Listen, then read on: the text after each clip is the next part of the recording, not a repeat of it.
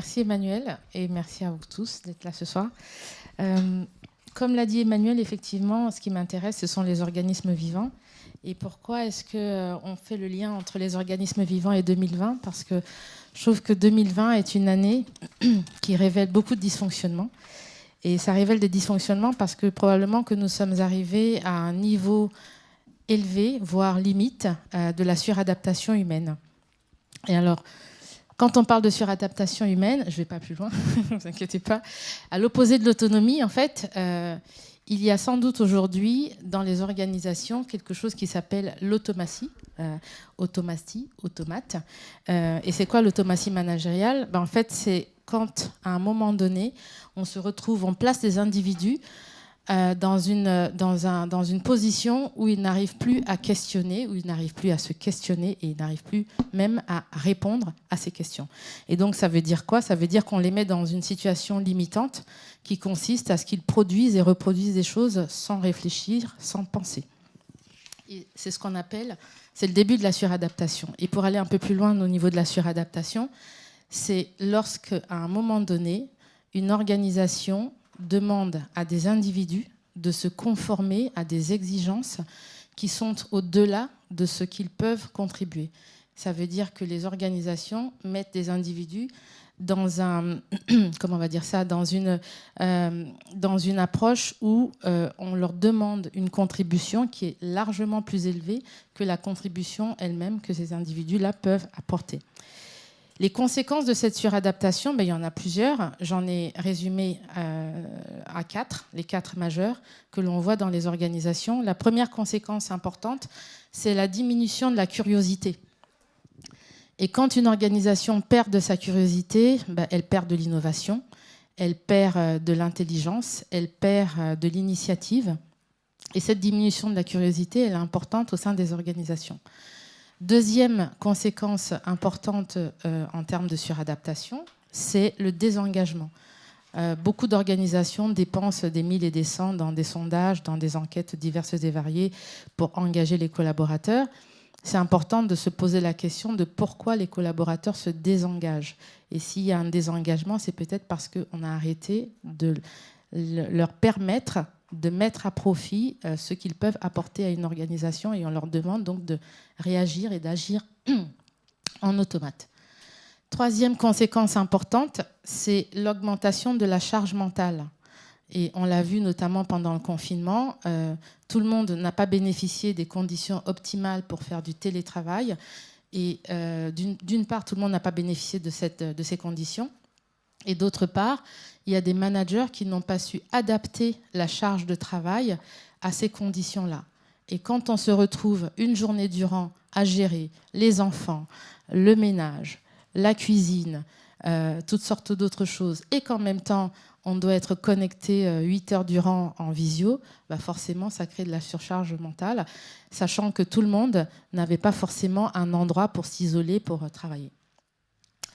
Et cette surcharge mentale, elle aboutit aussi à des RPS. On a eu plusieurs organisations, plusieurs de nos clients qui nous ont sollicité pour aider les managers à gérer cette surcharge mentale et aider ces managers aussi à limiter, à réguler le stress que pouvaient ressentir leurs collaborateurs. Et enfin, quatrième conséquence de la suradaptation, c'est la perte d'envie de transmettre des connaissances et des savoirs. Une organisation qui perd cette envie-là, qui perd finalement sa capacité à transmettre, est une organisation qui s'appauvrit, puisque les savoirs, quand ils partent, ils disparaissent, et ceux qui en détiennent n'ont plus tellement envie de les transmettre. Donc, c'est comme une organisation qui progressivement s'atrophie. Maintenant, une fois qu'on a posé ce constat, il n'est pas très glorieux, mais c'est malheureusement aussi une vraie réalité, c'est comment est-ce qu'on déconstruit cette suradaptation, vers quoi est-ce qu'on va pour y arriver. La première des choses, peut-être, c'est de se poser la question pour une organisation de où est-ce que j'en suis en termes de process.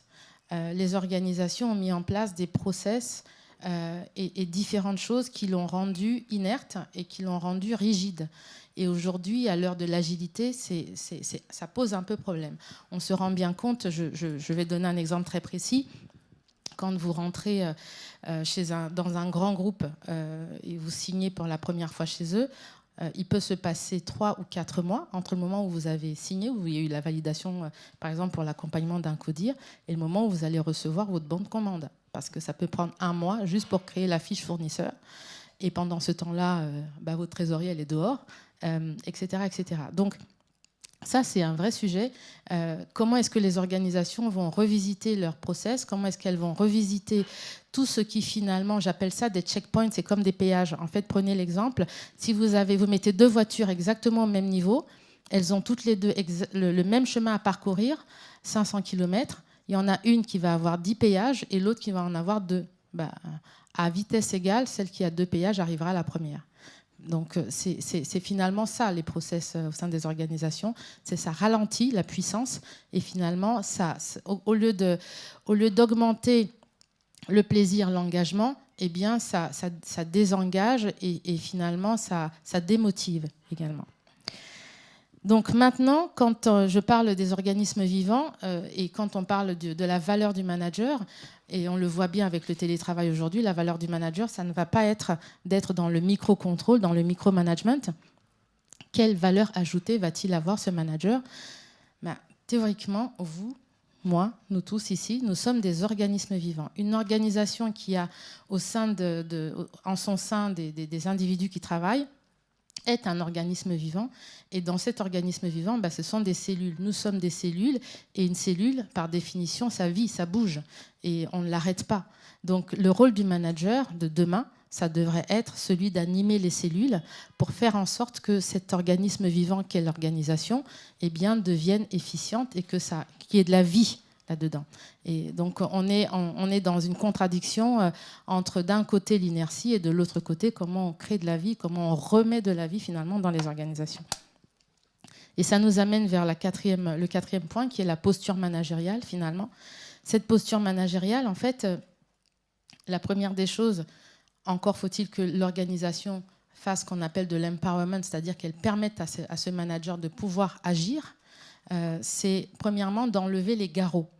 Je vous parle d'organismes vivants. Vous prenez si jamais demain ou même là tout de suite, vous mettez un garrot sur mon doigt et que vous laissez quelques jours, que va-t-il se passer? Mon doigt va se nécroser, d'accord? Et il va tomber. C'est la même chose. En fait, les silos et tous les checkpoints qui existent dans les organisations, on n'est pas en train de dire d'enlever tout, mais ça crée en fait un ralentissement et une diminution. Et le rôle du manager, c'est d'aller vérifier si finalement tous les checkpoints qui existent créent de la valeur ou au contraire en détruisent.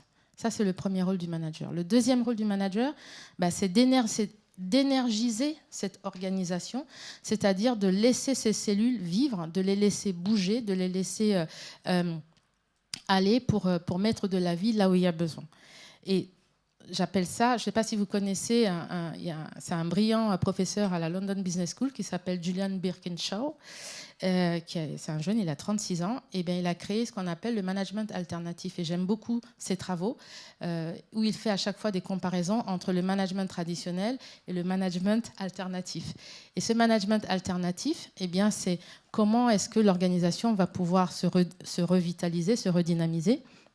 Ça passe par aussi donner du sens, comment dirais-je, à la cellule vivante qu'est le manager lui-même, à savoir le reconnecter à ses émotions. La plupart des organisations refusent ou sont très mal à l'aise avec l'intelligence émotionnelle. Or, l'intelligence émotionnelle, les émotions ne sont ni plus ni moins que des informations biologiques qui nous aident à percevoir, qui nous aident à comprendre, qui nous aident à interagir et qui nous aident à prendre des décisions de façon adaptée, c'est-à-dire dans un monde complexe qui bouge avec une vitesse importante. Donc, une fois qu'on arrivera à remettre cette biologie au sein des organisations et donc du manager, on arrivera à quelque chose qui va devenir de plus en plus dynamique, systémique. Et puis finalement, je dirais qu'entre raison et émotion, mon cœur balance. Et j'aimerais bien passer la parole à notre cher Bernard, philosophe, pour qu'il nous dise ce qu'il en pense. Merci.